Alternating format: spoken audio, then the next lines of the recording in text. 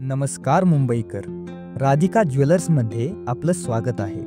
सोने खरेदी करण्याचा विचार करताय तर नक्की भेट द्या राधिका ज्वेलर्सला.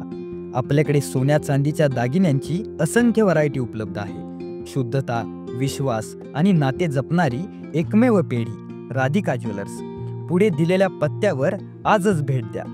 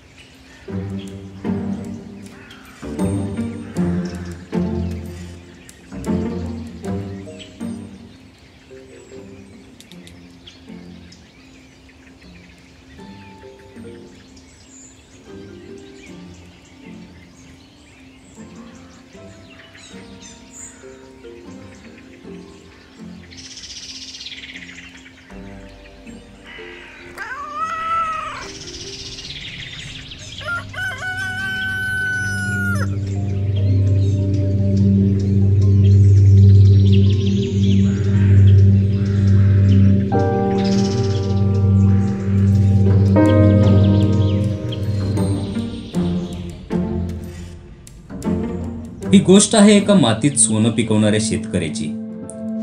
स्वतःचा सोनं विकण्याचा व्यवसाय बंद करून मातीत सोनं पिकवण्याचा निर्णय घेणाऱ्या भूमिपुत्राची. मातीत घाम गाळून तब्बल 33 एकर शेती विकत घेतलेल्या जिगरबाज बळीराजाची.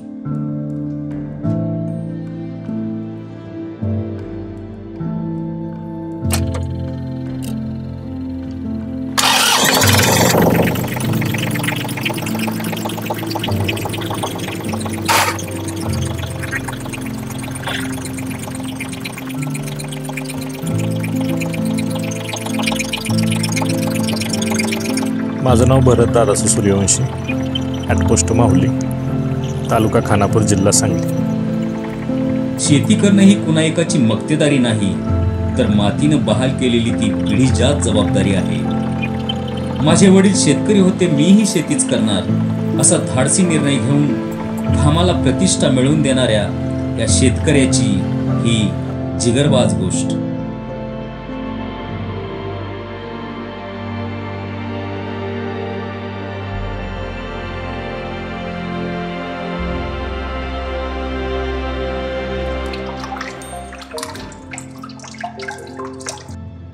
आता जिथं आपण बसलोय तो स्पॉट विटा मायनी रोडवरती, माऊलीपासून एक 1.5 किलोमीटर अंतरावरती विट्या बाजूला. इथं आपण रोडच्या बाजूला आहे.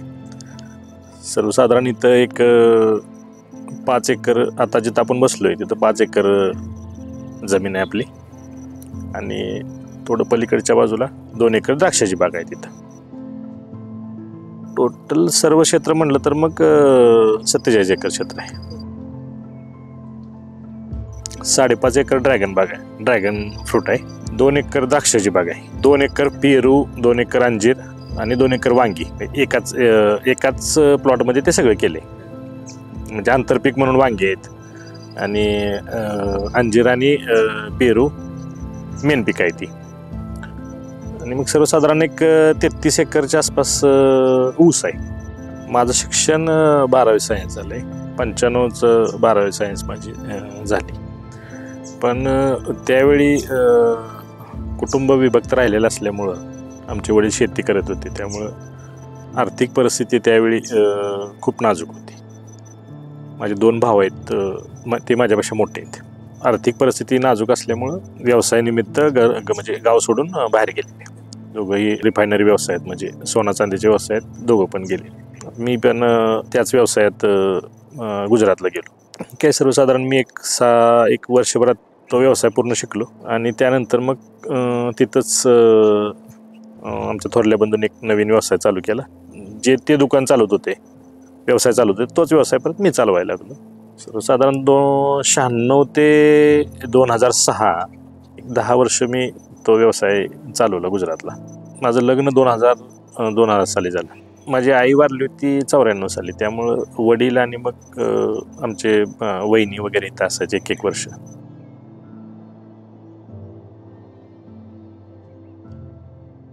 अडचणी थोड्या यायलाच लागल्या. मग आता वडील वगैरे हे जे वडील आहेत ते असूशिक्षित किंवा त्यांचं जीवन गावाकडंच गेलेलं, त्यामुळे त्यांना ते बाहेरचं जीवन गुजरात म्हणा हे ते त्यांना काय बरं वाटत नव्हतं. त्यांचं राहणीमान साधं आणि गावाशी नाळ जोडलेले असल्यामुळे ते गावाकडंच त्यांना बरं वाटायचं. आपली अडचण अशी होती की इथं आपलं उदरनिर्वाह थोडक्यात चालत नाही किंवा आपल्याला इथून पैसेच मिळत नाही, त्यामुळे आम्ही थोडक्यात बाहेर गेलो म्हणजे पोटासाठीच बाहेर गेलो असं म्हटलं तर काय वावगं ठरणार नाही. त्या व्यवसायात बी बऱ्याचशा अडचणी वगैरे नंतरच्या काळात यायला लागल्या वगैरे. मग त्यानंतर आमचे थोरले बंधू 2000 साली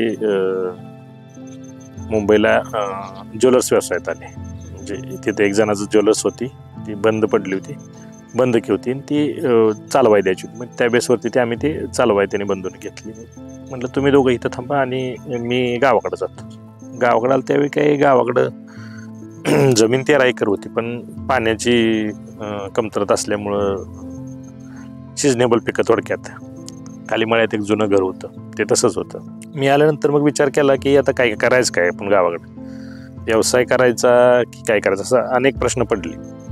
शेती काही सुरुवातीच्या काळात मी लहान होतो, शिक्षण वगैरे घेतो त्यावेळेस जी जुनी पद्धतीची शेती होती ती पाहिलेली किंवा थोडीफार केलेली. पण माझा असा निर्णय झाला की शेती आहे आणि आपण शेतकऱ्याचीच मुलं आहे, तर आपण शेतीच करणं योग्य राहिलं. आता राहिलोच आपण बाहेर होतो म्हणून व्यवसाय करत होतो, पण आता गावाकडे आलो तर मग आपण शेतीच केली पाहिजे. पण शेती करायचा निर्णय घेतल्यानंतर शेतीत अनेक अडचणी दिसायला लागल्या. म्हणजे पाणी नाही त्यामुळे शेती करणं अवघड, किंवा त्यातून आपल्याला इन्कम किती होणार, इन्कम होणार का नाही होणार, या सगळ्या गोष्टी आपल्याला दिसत होत्या. 2009 साली 8ला माझी म्हणजे 8ला ते फायनल झालं आणि 8ला एक 6 एकर क्षेत्र डाळिंब लावण्याचं निश्चित केलं. त्यासाठी रोपं वगैरे इकडं जतला, इकडं आपल्या सातारा जिल्ह्यात पुसेगावच्या तिथे एक रोपं होती, पंढरपूरच्या तिथं 2-3 नर्सऱ्या बघितल्या, त्यापैकी जतमधली नर्सरी जरा बरी वाटली. मग त्यामुळे तिकडून ती रोपं आणली, लागण केली. आपल्याला ह्या गोष्टीचं काय माहीत नव्हतं, म्हणजे डाळिंबबद्दल आपल्याला काय माहीत नव्हतं वगैरे वगैरे. हे सगळं आपण असं माहिती घेऊ. त्यावेळी यूट्यूब वगैरे असं काही नव्हतं, ते पण नव्हतं. मग प्रत्यक्षात शेतकऱ्यांची मुलाखत म्हणजे जायचं, त्यांची भेट घ्यायची, त्यांना प्रश्न विचारायचे, कसं आहे काय आहे, त्या सगळ्या गोष्टीची माहिती घेऊन मग त्यानंतर जे सांगतील ते म्हणजे अनेक वेगवेगळ्या शेतकऱ्यांचे वेगवेगळे अनुभव सांगून ते सगळं आपण कुठं वही लिहून काढ, डोक्यात ठेव, असं ते सगळं करून मग त्यानंतर डाळिंबाची लागण केली. पहिल्यांदाच त्या क्षेत्रात उतरलं असल्यामुळं एकदम मन लावून काम करायचं. आणि मुळात मी व्यापार करून आलेलो होतो, म्हणजे माझ्या थोडंसं व्यापारी गुण होतेच. लिखापडी म्हणा, किती खर्च, काय केलं पाहिजे, ते सगळं असं व्यवस्थित सगळं करून ते 2009ला पहिला सीझन माझा बऱ्यापैकी गेला चांगला. 10 सर्रास असं पर झाड 10 किलोनं सर्वसाधारण 72 रुपये किलो त्यावेळी माल गेला होता. त्यामुळे चांगलं पैसे झालं. म्हणजे आपण म्हणतो ना, शेतकी कुठलाही व्यवसाय चालू करताना पहिल्यांदा जे यश आहे ते यश खूप महत्त्वाचं राहतं. जर तिथं अपयश आलं तर माणूस खचला जातो, निगेटिव्ह विचार येतात किंवा माणूस थांबला जातो. आणि जर तिथं तुमचं म्हणजे तिथं त्यात तुम्ही सक्सेस गेला तर तुमची जी इच्छा शक्ती आहे त्याशी डबल होते. आपण सक्सेस झालो, आपल्याला अजिबात माहिती नसताना आपण शेतीत प्रयोग केला आणि तो प्रयोग आपला सक्सेस झाला आणि त्यात आपल्याला यश आलं. ही एक जी म्हणजे मनाला आत्मविश्वास वाढला किंवा मनाला एक बरं वाटलं, त्यामुळं तिथून पुढं म्हणजे आता आपण म्हणतो ना, ज्या 50च्या स्पीडच्या ऐवजी डायरेक्ट 70चं स्पीडच लागलं परत. मग त्यानंतर मी दुसरं क्षेत्र डाळिंबाचंच वाढलो, कारण त्यात गोडी निर्माण झाली, आवड निर्माण झाली. परत मी नंतर मग पहिलं 9 एकर आणि त्याच्यानंतर परत 6 एकर असं डायरेक्ट 15 एकरवरच गेलो. दुसरा सीझन त्याचा पहिल्या 9 एकराचा दुसरा सीझन बी चांगल्या पद्धतीने गेला. त्यानंतर मग तिसऱ्या वर्षी परत हे पहिलं जे लागण केलं ते 6 एकर इथं घराजवळच केलं. हे आता जिथं आपण बसलो तिथंच 1-2.5 एकर, पलीकडे 1-2 एकर, तिथं 1-अर्धा एकर असं. हे सगळं करत असताना पाण्याचा सोर्स नसल्यामुळं पीक चॉईस केली, पण मला पाणी इथं नव्हतं. पाण्याशिवाय शेती नाही हे जरी खरं असलं तरी दगडाला पाझर फोडायची धमक ठेवून पाणी मिळत नाही म्हणून स्वस्थ न बसता भरत सूर्यवंशी यांनी एक नाही तर तब्बल 3 विहिरी खोदल्या.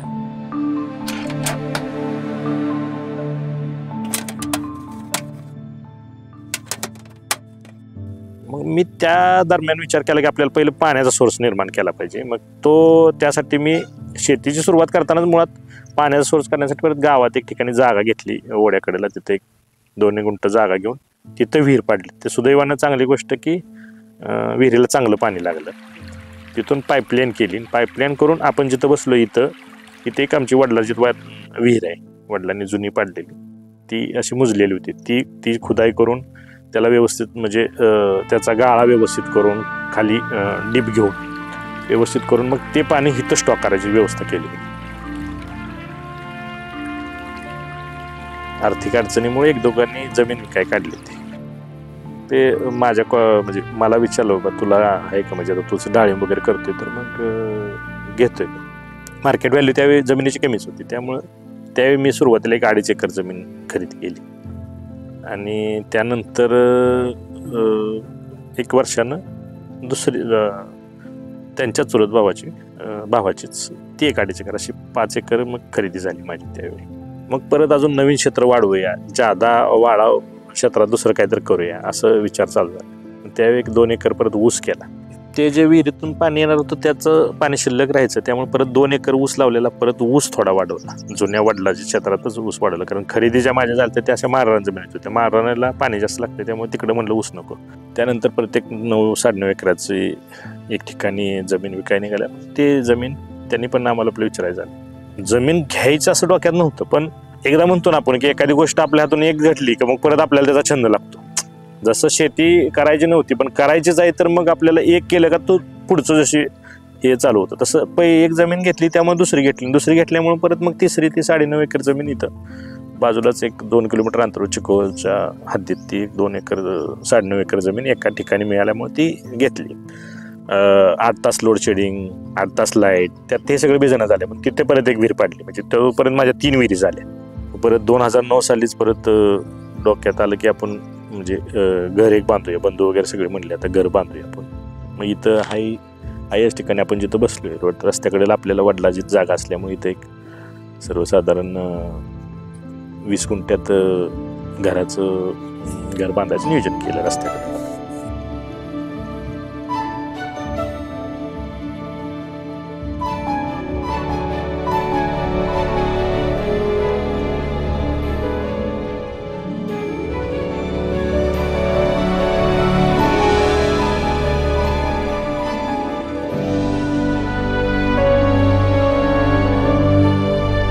तसं ते घर 2009 साली पूर्ण केलं. म्हणजे वॉल कंपाऊंड म्हणा, जनावरांचा गोठा, मग इतर खोल्या, म्हणजे घर सोडून पण समजा सामान अवजार ठेवायला वगैरे, धान्य ठेवायला ते असं, तर ते खोल्या वगैरे बांधून सगळं तयार 2000 म्हणजे 1 वर्षात ते घर पूर्ण झालं. मग तिथं परत दुसरी एक खरेदी माझी, ते 1.5 एकर होती, त्यांची दुसरी 1 एकर होती, ती पण त्यांनी आपल्याला दिली. मग तिथं 1.5 एकर परत झालं. त्यांच्याच भावाची तिथं परत तिथे 1.5 एकर आपल्याला मिळाली. मग तिथं आपलं 5 एकर क्षेत्र झालं. आणि हे पहिले 9.5 एकर असं तिथं बी आपली जमीन चांगली झाली.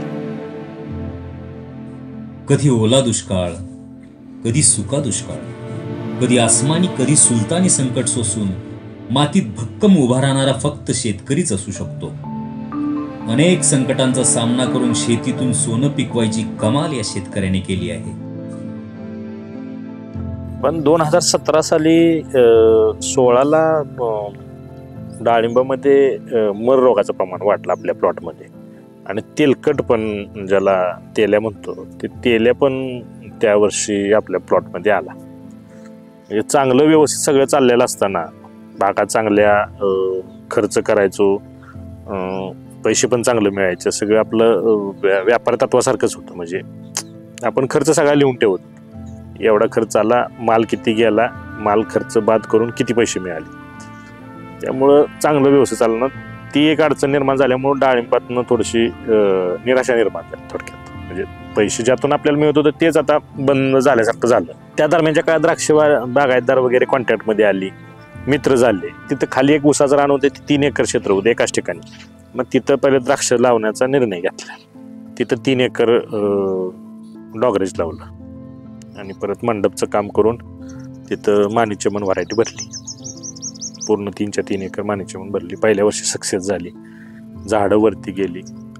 स्ट्रक्चर तयार झालं, पहिल्या वर्षी चांगला माल आला आणि मग तो माल पहिला माल तो घेतल्यानंतर डाळिंबासारखी सेम कंडिशन, द्राक्षात व्यवस्थित झालं म्हटल्यानंतर पुन्हा आनंद वाढला किंवा परत आपल्याला असं ऊर्जा आली आणि मग परत इथं घराजवळ आता आपण जिथं बसलो इथं 2.5 एकर क्षेत्र आहे, ते 2.5 एकर परत जंगली लागत केली, बाजूला 2 एकर आहे तिथं जंगली लागत केली. त्याच काळात आमच्या एरियात पण पाणी आलं, पलीकडे आपण चिकोच्या तिकडे खरेदी घेतली तिकडे पण पाणी आलं.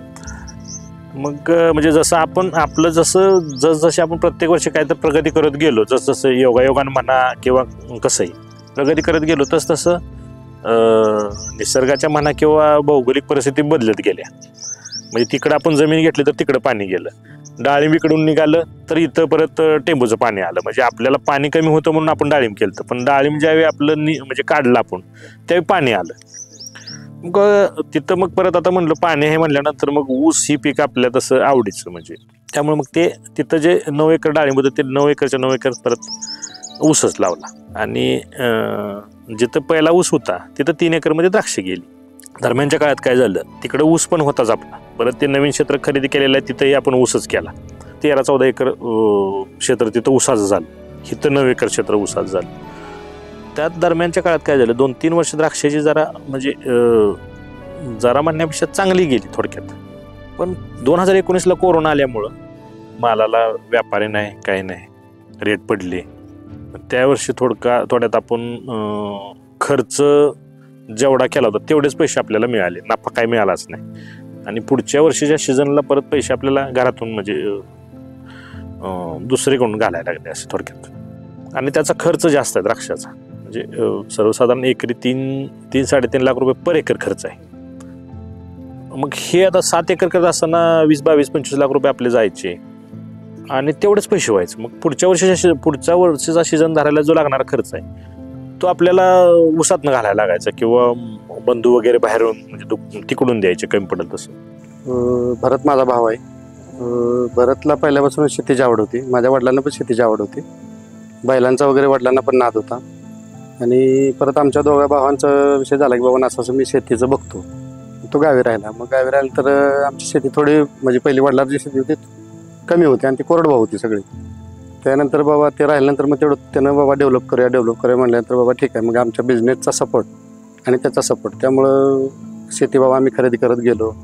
त्याची मेहनत पण त्यात भरपूर होती, म्हणजे त्यानं इथं आपण थोडं घेऊया, ह्यात डाळिंब लावूया किंवा ह्याच्यात डाळिंबात आता काही एवढं प्रॉफिट भेटते आपल्याला, पण अजून ह्याच्यापेक्षा आपण मोठं काहीतरी करू शकतो असं. आणि त्यात माझा पण सहभाग आहे, त्याचा पण मला सपोर्ट आहे, माझा त्याला सपोर्ट आहे. आम्ही शहरात जरी असलो तर तिथं असं आहे की बाबा बिझनेस एक बिझनेस, मग आता काही बिझनेस आहेत कॉम्पिटिशनमुळे काही कमी आहेत जादा आहेत. भविष्यात परत शेती हाच एकमेव पर्याय आहे, ती आमच्या डोक्यात पहिल्यापासूनच आहे. म्हणजे आमच्या वडिलांना पण ती आवड होती आणि आम्हाला पण ती आवड आहे, त्या दृष्टीनं आम्ही चाललोय. त्या काळात आमच्या गावात 1-2 ड्रॅगनचं प्लॉट चालतं, त्यामुळे ड्रॅगन कमी खर्चात कमी पाण्यावर कमी त्रासाचं आणि सध्या मार्केटमध्ये चांगलं असणारं असं ते पीक माझ्या निदर्शनास आलं. आता ह्या सगळ्या गोष्टी करत असताना जसं आपण डाळिंब लावलं त्यावेळी एक नवीन ट्रॅक्टर घेतला, त्याला स्प्रेइंगला लागणार ब्लोअर घेतला, परत शेतीसाठी लागणार आता क्षेत्र आपलं पूर्वीच आपलं वडिलांचे 13 एकर होतं, त्यामुळं ट्रॅक्टरला लागणारे ते अवजारं प्रत्येक वेळी काहीतरी खर्च म्हणजे इन्व्हेस्टमेंट प्रत्येक वेळी होतच गेली. पैसे मिळत गेलं, इन्व्हेस्टमेंट होत गेली, बाहेरनं पैसे आणले, कमी पडलेले पैसे बाहेरून घेतले बंधू भावाकडून वगैरे, ते इथं शेतीत घालत गेलो. नवीन खरेद्या, नवीन रान डेव्हलप करणं, खरेदी झालेलं रान डेव्हलप करणं, त्याची लेवल मारणं, त्यात माती भरणं, पाईपलाईन करणं, म्हणजे हे सगळं दरवर्षी चालूच. 18-19 वर्ष माझी कशी गेली मलाच कळलं नाही. प्रत्येक वर्षी नवीन काहीतरी म्हणजे खरेदी असो किंवा लेवल रानाचे असो, रान भरणे असो, रान तयार करणे असो किंवा नवीन पीक घेणे असो. मग त्यानंतर दुसरा एक ट्रॅक्टर घेतला. द्राक्षाचा परत क्षेत्र केल्यानंतर द्राक्षाला तो ट्रॅक्टर चालत नव्हता, मी पहिला फोर्स घेतला होता शेती कामासाठी. परत मग जॉइन डिअर घेतला, तो जॉइन डिअर परत द्राक्षासाठी वापरला, तो आता जॉइन डिअर बी आहे. एवढी शेती परत वाढल्यानंतर परत एक 3 एकर कोरोनाच्या काळात एक 3 एकर खरेदी झाली, सर्वसाधारण 16ला. ते परत एक 7 एकर जमीन दुसरी एक मी घेतली. असं क्षेत्र बी वाढत गेलं, विहिरी पण वाढत गेल्या. प्रत्येक ठिकाणी जिकडं क्षेत्र आहे तिकडं मग परत विहीर पाडायची, कारण त्या क्षेत्राला तिथं पाणी पाहिजेच ना, मग ते पाणी कुठून मिळणार. मग सर्वसाधारण 10 एकराच्या 8 एकर 10 एकर 7 एकर तिथं एक विहीर पाहिजेच. आणि पाणी झाल्यामुळे प्रत्येक ठिकाणी आपली विहीर, लाईट कनेक्शन, पाईपलाईन वगैरे ते असं रुटीनली सगळं चालूच राहायचं. शेतीला शेणखत भरपूर लागते. परत डाळिंब माझं होतं त्यावेळी आपण विकत शेणखत घ्यायचो. परत असं डोक्यात आलं की माझ्या त्यावेळी लेबर पण 2 असायचे, म्हणजे राहते कामगार म्हणतो आपण तसं, ते फिक्स राहायला जिथं आपल्याकडे असायचे. त्यातला एक जण राहायचा असं, एक वरती शेड बांधलं तिकडं असायचं. जनावर केली, गायी केल्या, म्हैशी केल्या, म्हणजे ते शेणखत आपल्याला उपयोगाला यावं आणि दुधाच्या व्यवसायातनं थोडंसं आपला घर खर्च किंवा डिझेल म्हणा, गाडीचं पेट्रोल, लेबरचा खर्च काय मदत मिळेल ती मिळेल अशा हिशोबानं परत ते एक आर्थिक गणित तसंच म्हणजे केलं की हे खर्च इकडं गेला तर द्राक्षाचे किंवा आपलं डाळिंबाचे पैसे आपल्याला शिल्लक राहतील, ऊसाचे पैसे शिल्लक राहतील, खर्च बाद करून. म्हणजे आपल्याला इथं रोज लागणारे पैसे जे आहेत, डिझेल आहे, पेट्रोल आहे, लेबरचा खर्च आहे किंवा किरकोळ कामाला लागणारे पैसे दुधातून वगैरे मिळतील आणि शेतीला शेणखत बी मिळेल. असं ते एक 5 वर्ष परत गाई आणि म्हैशी असं मिळून एक 5 वर्ष ते बी चांगलं चाललं. म्हणजे त्यातून पैसे बी मिळत होते, शेणखत मिळायचं आणि घर खर्च चालायचा. जसं काही लय मोठा नफा होत नव्हता, पण आपलं एक हातभार म्हणतो ना, असं ते चाललं होतं. परत मोठा ट्रॅक्टर घेतला, नांगरट वगैरे क्षेत्र वाढत गेलं. असं सगळं क्षेत्र 47 एकरापर्यंत आपण पोचलो.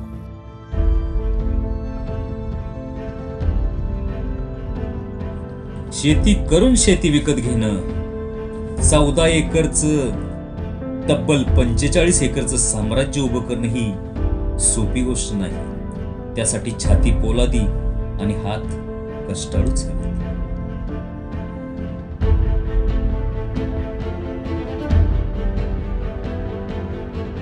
जर हार्वेस्टिंग तुमच्या बागेतून चांगलं झालं, मोठ्या प्रमाणात क्वांटिटीमध्ये झालं तर एक्सपोर्ट परवडते. पण जर हार्वेस्टिंग तुमचं जर कमी प्रमाणात झालं, समजा 50% माल तुमचा बागेतला एक्सपोर्टला गेला, 50% माल शिल्लक राहिला, तर 50%चा इंडियन मार्केटला रेट कमी लागतोय. समजा जो माल 50 रुपये किलोनं इंडियन मार्केटला जातोय, त्या प्लॉटमधला जर हार्वेस्टिंग जर समजा एक्सपोर्टला झालं आणि 50% माल राहिला तर तो 50% जात नाही ना, तो 25 रुपयानं जातोय. म्हणजे तिथं 25 रुपयाचा तोटा होतोय. त्यामुळं हार्वेस्टिंग जर आपलं 85-90% पर्यंत जर एक्सपोर्टला होत असेल तरच तो प्लॉट दिला तर परवडतोय. पूर्वी मी असं एकदम पॉईंट टू पॉईंट सगळं म्हणजे काय म्हणायचं, प्रत्येक एकर किंवा प्रत्येक क्षेत्राचं असं व्यवस्थित लिहून खर्च किती झाला, कशाला किती झाला, उत्पन्न किती निघालं, ते सगळं काढत होतं. पण आता हल्ली काय झालंय, माझा अनुभव बी इतका वाढलाय आणि वय पण वाढलंय, बघणारा मी स्वतः एकटाच आहे. त्यामुळं 100% काय आपण हिशेब म्हणजे लिहित नाही हर गोष्टीचा, पण ठोकळ मोठा हिशेब आपल्याकडे असतोय. 30 एकराच्या दरम्यान ऊस राहतोय माझा. काही वेळा 28 एकर होतोय, 29 एकर होतोय, काही वेळा 32-33 एकर होतोय. म्हणजे लागण आहे, खोडवा आहे, काय क्षेत्र काढलं, परत आडसाली काय जातोय, काय लागण करतोय, काही वेळा सुरूची लागण करतोय. म्हणजे क्षेत्र मागं पुढं होत असल्यामुळे एवढ्या मोठ्या सगळ्या क्षेत्रात कुणाचं ॲव्हरेज चांगलं येते, कुणाचं कमी येते, कुणाचं मध्यम येते. सर जनरली एक 1500 टनाच्या आसपास आपला ऊस जातोय. सर्वसाधारण 3000 रुपये अगदी रेट पकडला, 85 लाखापर्यंत ऊसातनं एक ठोकळ म्हणजे 42 कधी होतील, 45 कधी होतील, पण 40च्या आसपास तर ते होतात. आणि आता ह्या वर्षी ड्रॅगनचा पहिला सीझन आहे. सर्वसाधारण एक 30 टन माल गेलाय. सर्वसाधारण 80 रुपयेचा रेट लागलाय. 24 लाख रुपये हे या वर्षीचा आता हिशोब केला तर असं माझं ते 40 ते आणि अगदी सगळं म्हणजे ठोकळ धरलं तर एक 60-65 लाख रुपये या वर्षीचं हे. आता 45 एकर शेती आहे, पण 45 एकर शेती करायच्या आधी 13 एकर शेती करत असताना इतकं कष्ट त्यांनी केले की मी माझ्या डोळ्यांनी बघितले.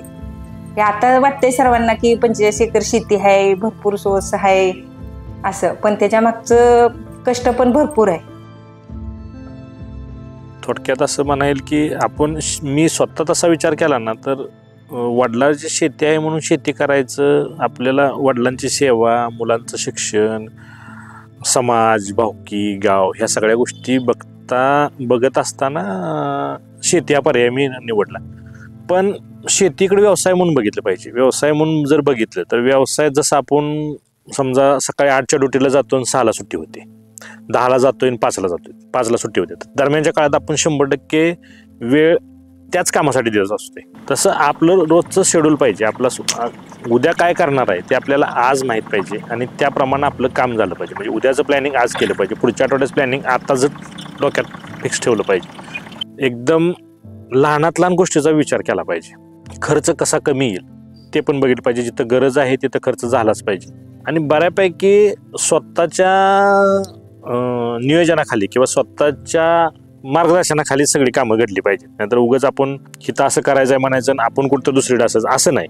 शक्यतो बऱ्यापैकी जेवढं आपल्याला शक्य होईल तेवढं आपण स्वतः करणे, स्वतः लोकांच्या करून घेणं आणि स्वतःच्या नजरेप्रमाणे सगळ्या गोष्टी घडल्या पाहिजेत.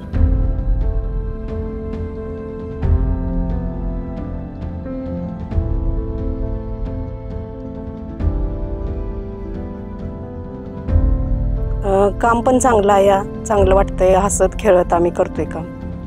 बायका पण असतात की ज्यादा असलं काम तर बायका लावतोयच आम्ही. असते तर 8-10 बायका असते. त्या मालकामुळं आम्हाला रोजगार आहे, आमचं घर चालतं.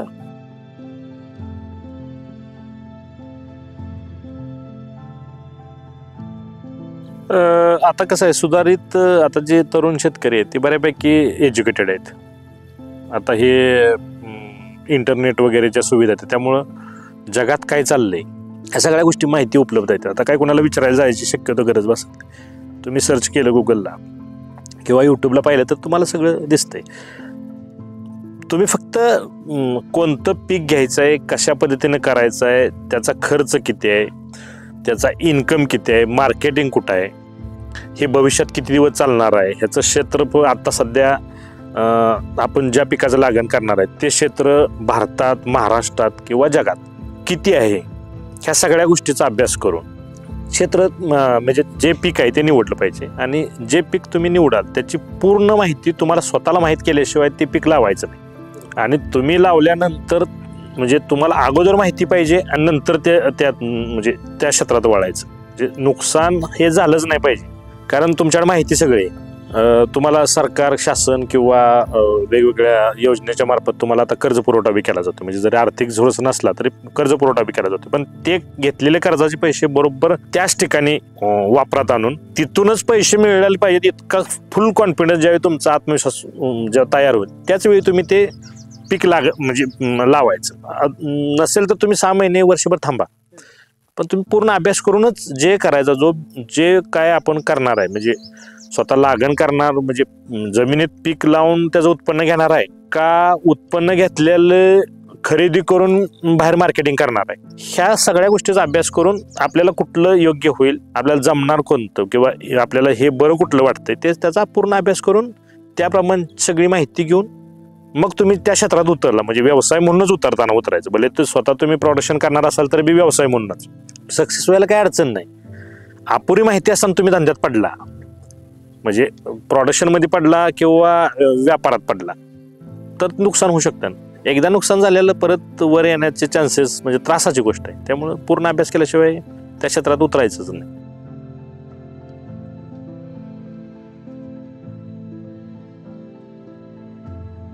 जेव्हा कुठं लोक व्यावसायिक दृष्टिकोनातून पिकं घ्यायला लागली त्यावेळेस आता शेतीतून पैसे मिळायला लागलेत ना. आपण 1.5 वर्ष झालं आता हे 12 एकर क्षेत्र ऑटोमेशनवर घेतलंय. म्हणजे ऑटोमेशनमध्ये असं आहे की ऑटोमॅटिक मोटर चालू होणार आणि ऑटोमॅटिक वॉल ओपन होणार. रात्रीची लाईट असते त्यावेळी आपण वॉल ओपन करायला इथं येऊ शकत नाही. त्यामुळे हे ऑटोमॅटिक आपण केलेलं आहे. हा IoT आहे, ऑटोफार्म कंपनीचं आपण जोडलंय. याला लाईटची गरज नाही. हे सोलर ऊर्जेवरती चालतंय. आणि इथं आता आपलं 9.5 एकर क्षेत्र आहे. पैकी एक वॉलला 4.5 एकर क्षेत्र घेतलंय आणि दुसऱ्या वॉलला 4.5 एकर क्षेत्र घेतलंय. तर 2 तास प्रत्येक दर दिवशी 2 तास प्रत्येक प्लॉटला पाणी पडणार.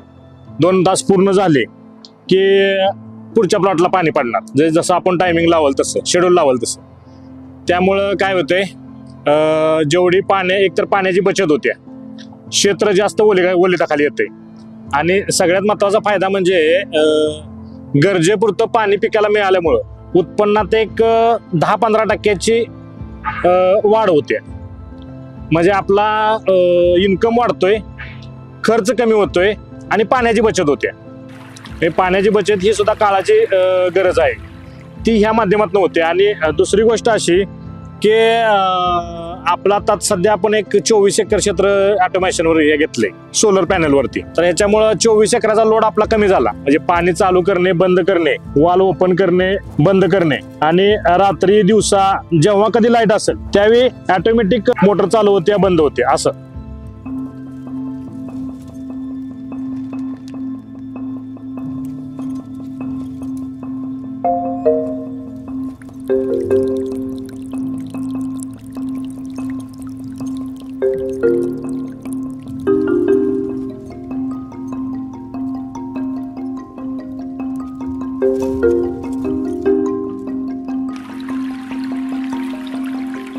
तर भविष्यात असं डोक्यात आहे की आपला स्वतःचाच माल एखादं छोटंसं स्टोरेज चालू करून आपला स्वतःचा माल ज्यावेळी बागेत आपल्या तयार होईल त्यावेळी योग्य टायमिंगला तो त्याचं हार्वेस्टिंग करून पॅक करून ठेवला तर माल एकदम कडक व्यवस्थित राहतोय.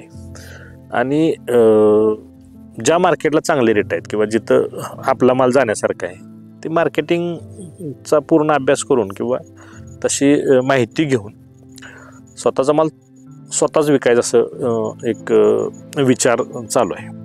ज्या मुलांच्या शिक्षणासाठी आपण गावाकडे राहिलो किंवा त्यांचं शिक्षणाचा जो विषय होता तर थोरल्या भावाची मुलगी इंजिनियर झाली, त्यांचा मुलगा तो पण इंजिनियर झाला. 2 नंबरच्या भावाचा थोरला मुलगा इंजिनियर झाला, 2 नंबरचा मुलगा BCom झाला. त्यांचं शिक्षण एक व्यवस्थित पार पडलं. आणि समाज किंवा गाव, भाऊकी, नातेवाईक हे जे नाते आपल्यापासून आपण बाहेर राहिल्यामुळं थोडीशी लांब गेली असती किंवा त्यांची आपली जवळीकता कमी झाली असती तर आपण प्रत्येक प्रसंगात इथं गावाकडे राहिल्यामुळं जुनी नाती, नवीन मित्रमंडळी, नवीन नाती ही सगळी आपल्याला सांभाळता आली. ते एक समाधान आहे. म्हणजे आपण गावाकडे येऊन शेती करून शेती डेव्हलप केली, शेती खरेदी केली, त्यातून पैसे कमवले, हे जरी बरोबर असलं तर आपण ह्या समाजाच काहीतरी देणं लागतोय, या गावाच काहीतरी देणं लागतोय. तर त्या पण गोष्टी आपल्याकडून घडत गेल्या. मी गावात राहिल्यामुळे ह्या सगळ्या गोष्टी झाल्या. आणि दोन्ही बंधू आमचे तिकडे मुंबईला असल्यामुळे त्यांनीही तिकडे व्यवसाय चांगल्या पद्धतीने डेव्हलप केला. आता माझी मुलगी B फार्मसी कंप्लीट झाली आहे, MPSCची म्हणजे तयारी करते, क्लासेस करते. मुलगा आता भावाच्याकडे मुंबईला आहे तर तो BComच्या सेकंड इयरला आहे, CAचे क्लास त्याला लावले. म्हणजे अपयश किंवा यश हे येत गेलं पण ते कधीच खचले नाहीत. आणि एक आपण अर्धांगिनी म्हणतो ना, शेतकऱ्याची बायको तर नेहमीच त्याला मदत करत असते. त्याचं उत्तम उदाहरण मी माझ्या आईत बघितले. मला माझी आई घरकाम करते एवढं म्हणूही वाटत नाही, कारण तिनं घरकाम सोडून खूप काय केले. आणि मला खूप प्राऊड फील होतं ह्या दोघांसाठी आणि आमच्या सगळ्या घरासाठी. त्यांनी ठरवलं असतं तर पैशाच्या जीवावर पुन्हा शहरात हवं ते करता आलं असतं. पण शेतीनं पोरांची शिक्षण केली, नाती गोती जपता आली, मातीचं ऋण फेडता आलं. ती माती सोडून खरा शेतकरी कुठंच जाऊ शकत नाही. ज्या मातीनं उभं केलं, जगवलं, त्या मातीतच शेवटी मिसळून जायचं असतं. शेती, माती आणि नाती हेच तर शेवटी मिळवायचं असतं आयुष्यात.